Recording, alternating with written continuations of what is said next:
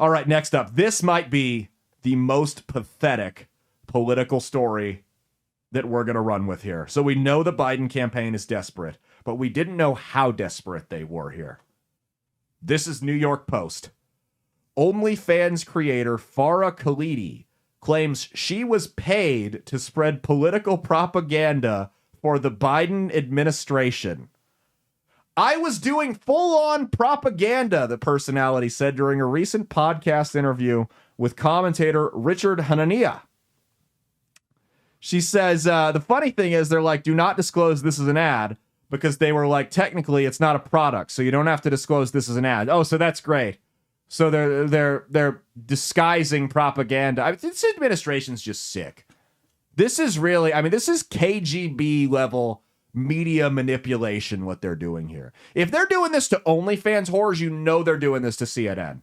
You know they're doing this to MSNBC. You know they're doing this to Facebook.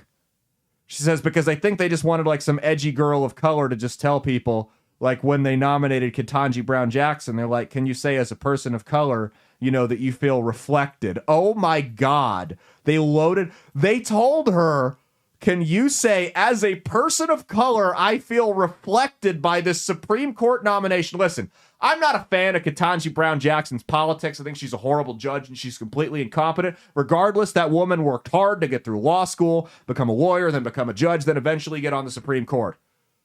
There is no reason a woman that shows her asshole for $10 a month on the internet should feel reflected in any way, shape, or form by her, because they're completely different categories of human beings.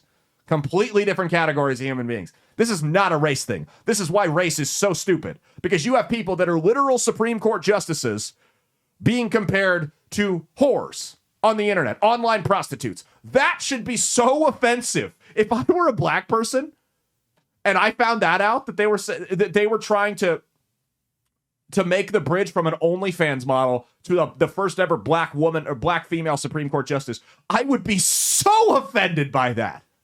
So upset by that.